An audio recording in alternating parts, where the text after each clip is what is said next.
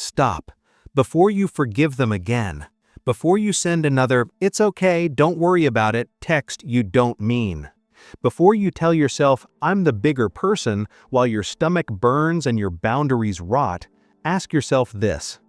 If mercy was always noble, why do the people you go easy on so often come back stronger, colder, and more dangerous than before? If forgiveness was always healing, why do the same faces keep reappearing in your life, testing you, using you, disrespecting you with more confidence every time? If your kindness was enough to change enemies into allies, why are you the only one changing? Why are they still playing the same game, just with better access to you? Here's the dangerous truth. Mercy is not automatically good. In the wrong hands, at the wrong time, with the wrong person, mercy is a loaded gun pointed at your own chest. Machiavelli saw it differently. He saw mercy as a tool, a weapon, something to be calculated, not blindly handed out like candy to people who already showed you their teeth. He wrote, coldly and clearly, "I say that every prince must desire to be considered merciful and not cruel." Read that again. Translation: your image should be merciful. Your actions should be strategic. Right now, you're doing the opposite. You tell yourself you're being forgiving, understanding, spiritual, but what you're really doing is giving people free proof that they can hurt you and still keep you. You're misusing your own mercy. Every time you let someone cross a line without consequence, you're not being noble, you're training them. Every time you hand out second chances like business cards, you're not being saintly, you're showing them your standards are negotiable. Every time you stay friends with someone who disrespected you publicly, you're not being mature, you're telling the whole room that hurting you is cheap. Comment: I always thought my mercy made me different from my enemies. It's going to show you how to use them, how to turn betrayal into leverage, how to turn opposition into fuel, how to turn the people who want you weak into unintentional assets for your growth, your power, your reputation. That sounds brutal, but look at the psychology, not the violence. He's saying half measures are dangerous. Half punishments create long-term enemies. Half boundaries keep people close enough to hurt you, angry enough to want to. You already know this. Think about the people you resent the most. It's not always the ones who cut you off completely.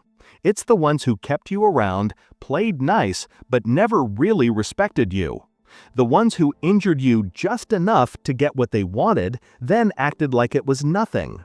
You've been doing the same thing to yourself. You don't completely cut out the friend who betrays your trust. You don't completely rebuild your boundaries after the relationship that broke you. You don't completely walk away from the job that drains you. You stay connected. You keep answering. You leave the door cracked open. And then you're surprised when they keep slipping back in. Machiavelli is telling you, if you're going to change how someone affects you, don't do it half-heartedly. Either you treat them well, meaning clear, clean terms, or you remove their power over you so thoroughly that you no longer have to fear their revenge, their gossip, their opinion. Calculated mercy is what sits between those extremes. Not weak forgiveness, not blind cruelty. A middle path that uses enemies without letting them inside your walls again. Let's pull this into your real life.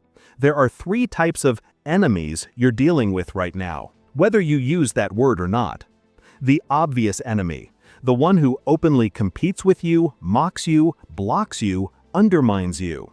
The hidden enemy, the friend who smiles when you fail, who shares your secrets, who only supports you until you start to outgrow them. The structural enemy, the system, environment, or culture that benefits from you staying small, at work, at home, in your community. You've been trying to beat them by being nicer, softer, more understanding, by explaining yourself, by showing them your heart. Machiavelli would laugh at that. Not because he hates kindness, but because he understood people who feel threatened by your growth do not care about your heart. They care about their position, their advantage, their comfort. So what do? First, you stop thinking the goal is to erase enemies. It's not. The goal is to arrange them, to position them, to make their existence useful to you. Your obvious enemy? They prove you're worth opposing. They validate your rise. They give you a visible contrast. Their way versus your way. Their chaos versus your discipline. You don't waste energy trying to convert them. You let them do their role. Be the villain in a story where your growth looks even clearer. Your hidden enemy? They teach you where your leaks are. Every time they weaponize something you told them, you learn what never to give out for free again. Every time they switch sides when things get hard, you learn what loyalty actually looks like. You don't keep them close, you keep the lesson close. Your structural enemy? It forces you to get sharper, to build skill, strategy, evidence, to use every unfair rule as a blueprint for your escape, not a reason to stay and complain forever. Comment: low-key, my enemies have taught me more about myself than my friends ever did. Here's where Machiavelli gets even more surgical. He knew that when you try to change anything, your life, your status, your identity, you will create enemies automatically. Not because you attacked anyone, but because your growth threatens their comfort. You feel that, don't you? The moment you start raising your standards, the people who were thriving off the old version of you suddenly feel attacked. They liked you insecure, available, easy to guilt, easy to control. Your improvement disrupts their advantage. At the same time, the people who could benefit from your new self are lukewarm. They don't rush in and save you. They watch. They wait. They take their time to believe in you. So you end up stuck between loud enemies and quiet, almost allies. And if you're not careful, you panic. You run back to what's familiar. You apologize for becoming stronger. You tone it down to stop making anyone uncomfortable. Calculated mercy steps in here. Instead of trying to win back the ones who hate your growth, you let them go. Completely. Ice cold. No public drama. No explanation tour. Just a quiet withdrawal of access. That's mercy twisted in your favor. You're not out for revenge. You're not trying to crush their life.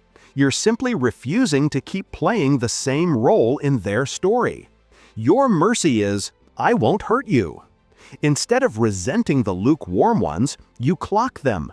You see who waited until it was safe to support you. You move accordingly. You give more to those who showed up early, not just the ones who clap when everyone else already approves. And your enemies, the loud ones, the bitter ones, the ones gossiping, doubting, plotting, become the clearest proof to everyone watching that you actually changed something. Because nothing signals growth like resistance. Now here's where your emotions fight back. You were raised to see mercy as letting people back in. So you confuse peace with access. No, you can have peace in your heart and distance in your life. You can forgive and still refuse to play the same role. You can release hatred without offering yourself back on a plate. Calculated mercy sounds like this. I forgive you, but that version of me you used? I'm not seeking revenge. I don't hate you. Machiavelli would approve. Not because he cared about your healing, he didn't, but because he cared obsessively about power, stability, and survival. So how do you start using enemies instead of being used by them? In this first part, you don't need a 20-step plan. You need 3 brutal mindset shifts. 1. Stop believing mercy means resetting people to full access. Mercy can mean, I'm not harming you. I'm not slandering you. I'm not obsessed with you. but I'm also not answering your calls, sharing my plans, or letting you close enough to repeat history. 2. Stop treating every enemy as a tragedy instead of data. They showed you where your boundaries were weak. They showed you where you were naive. They showed you what you ignore in people when you're lonely. That's not just pain, that's a map. 3. Stop trying to convert your enemies into friends and start turning them into warnings. Their behavior becomes a reference point. I've seen this pattern. Your story becomes a lesson for your future, not a loop you keep replaying. In the next parts, we'll go even deeper into the mechanics. How to handle enemies at work, in family, in relationships, without becoming paranoid or cruel. How to decide when to show mercy, when to go cold, and when to disappear completely. How to let your enemies do what they do best: hate, doubt, oppose, while you quietly turn their resistance into proof, leverage, and fuel. Because you don't need a world without enemies. You need a mind that knows exactly what to do with them. And from now on, mercy won't be the way you excuse their behavior, it will be the way you secure your own. You've probably already had a name pop into your head. The one you spared, the one you defended, the one you explained to everyone else, they're not really like that. They're just going through things, right before they hurt you again. And underneath the anger, there's something even uglier: embarrassment. You're not just mad at them, you're mad at you. Mad that you saw the red flags and still believed your kindness would magically rewrite their personality. This is where most people snap and swing to the other extreme. Machiavelli would call both stupid. One makes you a victim, the other makes you reckless. Neither makes you powerful. Calculated mercy is the third path. Not soft, not savage. Surgical. To understand it, you have to look at the thing people hate most when you hurt them, and it's not what you think. Machiavelli wrote a line that sounds cruel, but it's not about cruelty. Harsh? Yes. Wrong? No. People will cry at funerals and move on, but touch their money, their status, their image, their pride, what belongs to them, and they remember forever. Now flip that back to enemies and mercy. You're writing your name in acid in their memory. You're making yourself their life mission. You don't want that. You want the opposite. Enemies who are contained, limited, predictable. Enemies who don't have a clean story to rally others against you. Enemies who eventually move on because there is no big bloody wound to obsess over. So how does calculated mercy deal with someone who wronged you? Not by destroying what they cherish most. Not by leaving everything untouched. You don't touch their patrimony. You touch access.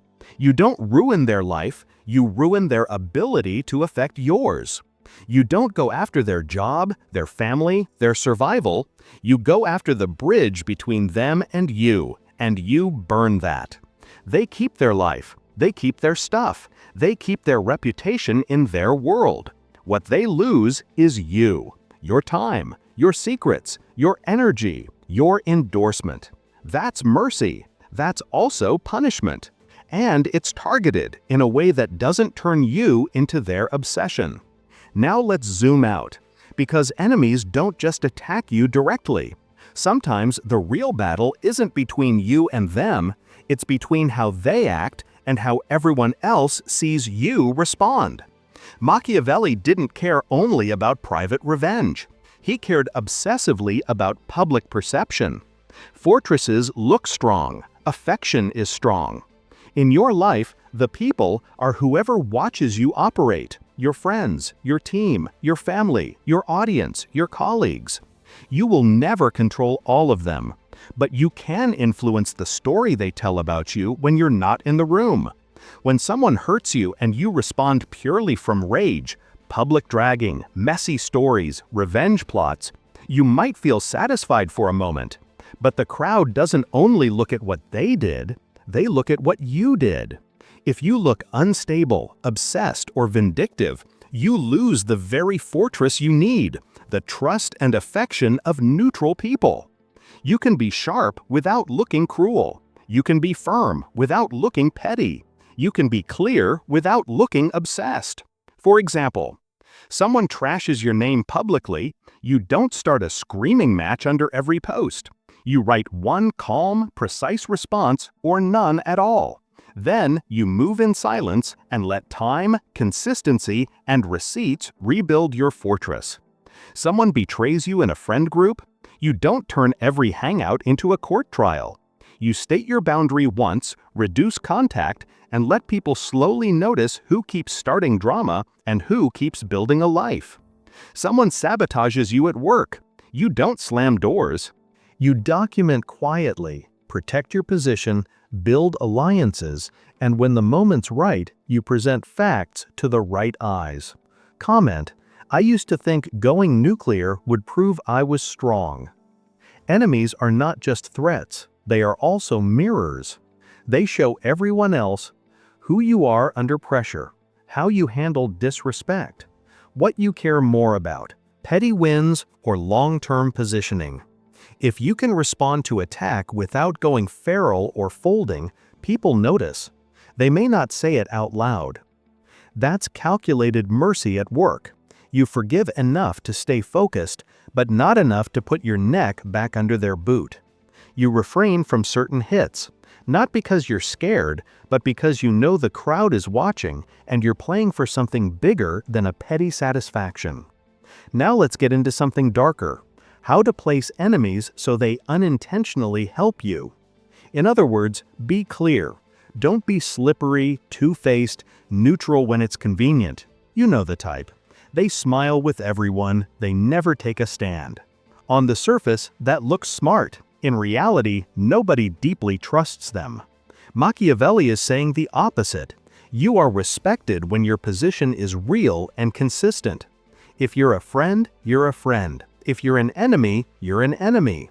People know where to place you. In your life, that means you don't pretend to be close with someone you know would throw you under the bus. You're polite maybe, but you are not theirs. You don't sit in circles where people tear down someone you consider an ally, laughing along, staying mute, then acting loyal later. You don't say no beef to someone who actively tried to harm you just to make the room comfortable while your gut is screaming that they are not safe. Comment: that quote low-key exposed me. So how do you use true enemy energy without turning into a villain? You define your terms. A true enemy in your world isn't everyone who annoys you. It's someone who has repeatedly shown bad faith, deliberately attacked your reputation, safety, or core values, proven that your success threatens them more than your relationship matters to them. Once someone hits that level, your goal is not to convince them you're good. Your goal is to become unplayable to them. You don't trash them constantly. That keeps you emotionally tied. You don't obsess over them. That gives them rent-free space in your mind. You don't try to get even in every small thing. That makes you predictable. You simply reposition yourself. They are not your audience. They are not your source of validation. They are not your measure of success. They become something else, a reference, a reminder, a line you don't cross again. Each enemy leaves a template. You don't keep the person, you keep the template. That alone makes them useful. But you can go further. When someone chooses to be your enemy, they focus on you. They watch you more than your friends do. They study your moves, not to learn from you, but to look for weakness. Fine, let them. While they obsess, you pivot, you upgrade, you change your play. You make moves off the board they're staring at. By the time they're ready to attack the version of you they think they know, that version doesn't exist anymore. They hate you, they talk about you, they predict your downfall. Yet every time your name comes up, the story is, they're doing better now. That's your enemy turning into your involuntary PR team. They keep your name in circulation. They keep comparing their life to yours. They keep trying to explain why you're where you are, and in doing so, they keep acknowledging that you are there. Calculated mercy is what stops you from responding to every jab. You know they're doing half your advertising for you. You don't need to correct every lie. You don't need to clap back at every sub-post. You don't need to stomp out every rumor. You let some of that noise run, because the people who matter, the ones who could actually hurt or help you, are watching something else. How you behave, what you build, who you are consistently over time. Enemies scream, builders move. Now there's a side to this that hurts to admit. Sometimes the enemy is right. Not about your worth, not about your destiny, but about your weaknesses. The ex who says you're emotionally unavailable. The boss who says you're talented but sloppy. The friend who says you never show up unless it benefits you. Even if they said it to wound you, is none of it true? Or did they hit a sore spot because they poked something real? Calculated mercy toward yourself is being able to separate the poison from the data. You don't swallow their whole story about you. You don't spit out everything either. You sift. That's projection. That's inaccurate. That's just them being bitter. But this part? And then you use it, quietly, without crediting them, without hating yourself, without turning their critique into your entire identity. Your enemies will sometimes point out the very things your friends are too gentle to say. Your job is not to believe every accusation. It's to mine every conflict for usable information. That way, even when they hit you, they fuel you. Who else does that? A student, a strategist, someone who has made a decision. I will extract value from every person who tries to hurt me. At this point, something in you might feel torn. On one side, the version of you that wants to let go, move on, not think about enemies at all. On the other, the version of you that wants to fight everyone who ever disrespected you. Calculated mercy lets you do neither, and both. You let go of the obsession. You stop waking up thinking about them. Instead, you make 3 quiet moves. You reduce their access, emotionally, physically, digitally. You reduce their power over your story by building a bigger, louder, more consistent story with your actions. You reduce their space in your mind by giving your future more attention than your wounds. And then you let them be what they chose to be. A warning sign behind you, not a steering wheel in front of you. In the final part, we'll go all the way into the tactics, how to handle enemies in family, in work, in love, when to cut, when to tolerate, when to use, and when to disappear. How to turn every attack into evidence, every betrayal into calibration, and every opposition into proof you're building something worth fighting. For now, remember this: you don't need a life without enemies. You need a mind that never gives them more power than they're worth. And from now on, mercy will not mean letting them back in. It will mean letting them stay exactly where they belong, outside your walls, shouting at a fortress that no longer opens its gates just because they remembered your name. You've noticed it already. The same names still exist. The difficult coworker, the two-faced cousin, the ex who pops up when they're bored or lonely, the friend who suddenly gets loud when you succeed. They didn't disappear just because you decided to become sharper, but something else has changed. This time, when they move, you don't feel that familiar panic, that pull to explain yourself, that urge to rush in and fix everything so nobody feels uncomfortable. That's the essence of calculated mercy. Let's start in the hardest place: family. Family enemies are different. They don't always look like enemies. The uncle who belittles you at every gathering, the parent who compares you to everyone else, the sibling who leaks your secrets, mocks your goals, downplays your wins. Cutting them off completely can feel impossible, or explode into a war you don't want. Letting them walk all over you? That's what you've been doing. It's killing you slowly. So what does calculated mercy look like here? You stop trying to convince them who you are. You stop expecting deep understanding from people who haven't updated their picture of you since you were a child. You treat them like weather, predictable, not personal. You know when the storm hits, certain topics, certain settings, certain people present. So you don't go emotionally naked into those storms anymore. You go with an umbrella. You go dressed for rain. You answer basic questions. You share surface-level updates. You don't hand them your deepest plans and then cry when they stomp on them. You pull your emotional investment away while maintaining basic respect. Comment: I thought healing meant finally making my family see me. That's mercy. You're not waging war on your blood. You're just refusing to keep throwing your heart into a shredder and calling it love. Now shift to work, the colleague who subtly sabotages you, the supervisor who takes credit but spreads blame, the coworker who smiles in your face and trashes you in closed rooms. Your old reaction? Rant privately, stay quiet publicly. Machiavelli would roll his eyes. Not because effort doesn't matter, but because he knew power rarely moves for effort alone.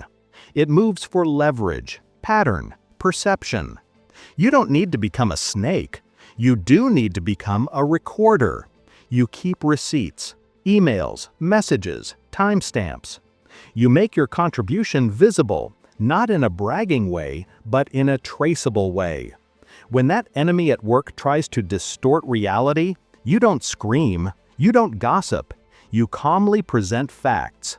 You CC the right people. You're not shocked anymore, you expected this. That calm is your calculated mercy. You're not out to ruin their career, you're out to ruin their ability to hijack yours. At the same time, you subtly increase your value in places they can't touch, skills they don't have, relationships they don't control, opportunities outside their reach. So even if they manage to block you once, they can't block you everywhere. Machiavelli knew that what you give people can be more dangerous than what you take. You've lived the soft version of that. You were the one who trained your replacement. You were the one who coached the person who then undercut you. You were the one who gave ideas, contact support to someone who then stepped on your neck to climb higher. You made them powerful, and then they became suspicious of you. Calculated mercy means you stop feeding potential enemies more than they feed you. You stop mentoring people who wouldn't hesitate to erase you. You stop pouring into black holes and then crying when there's nothing left for you. You don't become selfish, you become selective. You still help people, you still share knowledge. You just don't hand blueprints of your whole fortress to someone who's already tried the door once. Now let's go to the battlefield that broke you the most: love. Enemies in love are different. They know where to hit. They know your wounds, your childhood, your fears. They know "nobody else will want you" is a sentence that lands somewhere deep. When someone you loved becomes an enemy, cheating, lying, humiliating you publicly, turning mutual friends against you, it's tempting to write one story. I'm unlovable. I'm stupid. Machiavelli would tell you, your mistake wasn't loving. Your mistake was misplacing power. You gave someone else the authority to define your worth. You handed them the remote to your self-respect. Calculated mercy toward yourself starts here. You stop making their betrayal a mirror of your value. You start making it a mirror of your threshold. Your ex becomes a case study, not in a way that keeps you living in the past, but in a way that keeps you from repeating it. You notice patterns. Love bombing, then withdrawal. Intense connection, then constant confusion. Big words with small actions. You put those patterns on a list, not to hate them, but to protect yourself. You say, this feels familiar. Calculated mercy in love is this: you forgive for your own peace so you don't rot from bitterness. You do not forgive in a way that lets them audition for the same role again. No middle of the night just checking on you texts. No, we can still be friends transition just so they won't think you're dramatic. No staying connected on every platform so you can torture yourself watching their life. You don't need a villain to keep the story interesting. You need space to write a new story without them in it. Now let's talk about timing.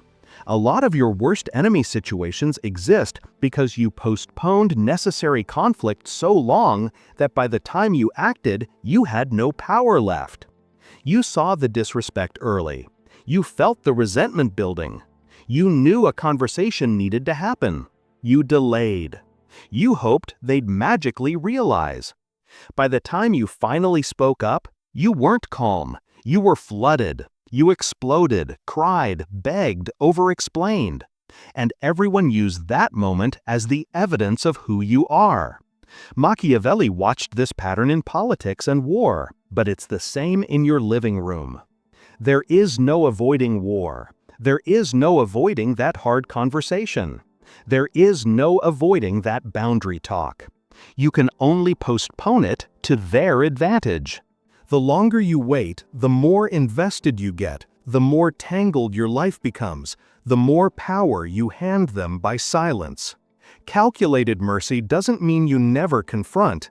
It means you confront earlier and cleaner before the resentment has rotted your self-control. Short, cold, early. When you do that, you may still lose people. Good. Mercy here means, I'm not going to destroy you for crossing a line. Now there's one more side to calculated mercy no one talks about: how you distribute good things. You've probably poured kindness, access, help, money, time all at once into people, especially those you loved or wanted to impress. Big gifts, big favors, big sacrifices. All in the beginning, all up front. And what happened? They got used to it. Entitled, bored. They treated your best like their baseline. Machiavelli saw this with rulers and their subjects. Dump all the benefits at once, people forget quickly. Give them slowly, wisely, and each one is felt, remembered, valued. Apply that to your life. You don't go all in on day one. You don't give someone the same access after 3 months that took others 3 years. You don't throw your whole network, skills, money, time at someone who hasn't shown consistency. You move in layers. A bit of help. Do they appreciate it or demand more? A bit of vulnerability. Do they hold it or weaponize it? A bit of access. Do they respect it or assume it's permanent? Your mercy becomes measured. Your generosity becomes strategic. You're still kind, but you're no longer easy. So where does this leave you? You're not the person who bends until they break. You're not the person who burns everything down at the first sign of disrespect. You are something worse for your enemies and far better for you. You are someone who lets enemies reveal themselves early by watching patterns instead of believing words. Uses every attack as information about them, about you, about what needs to change.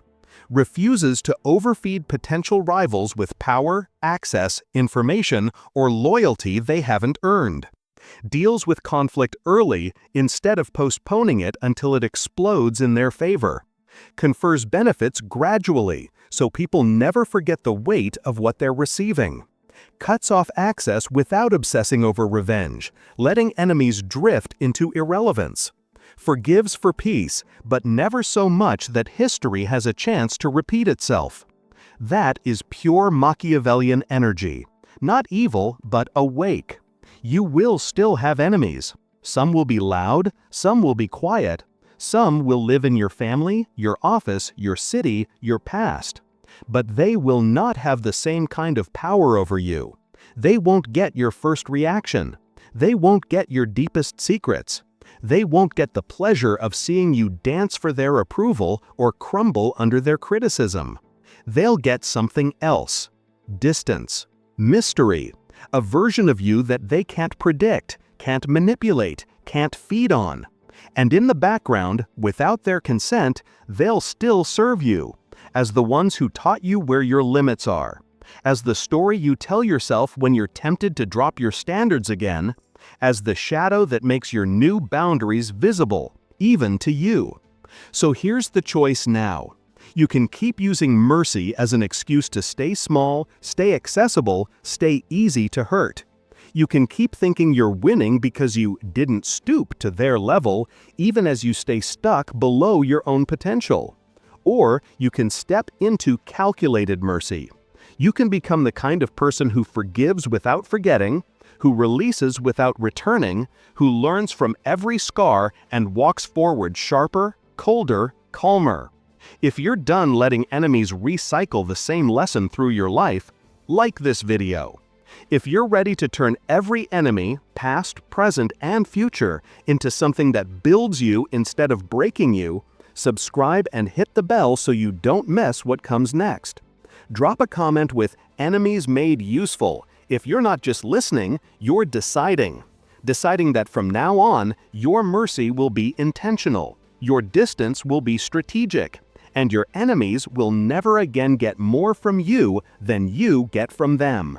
And send this to the one person who always says, "I can't help it, I just forgive and forget," right before they crash into the same type of betrayal again. They don't need to stop being kind, they need to start being calculating. Because this isn't self-help, this is strategy, this is war. And after this, you're not just surviving your enemies, you're quietly using every one of them to build the legend they never wanted to see.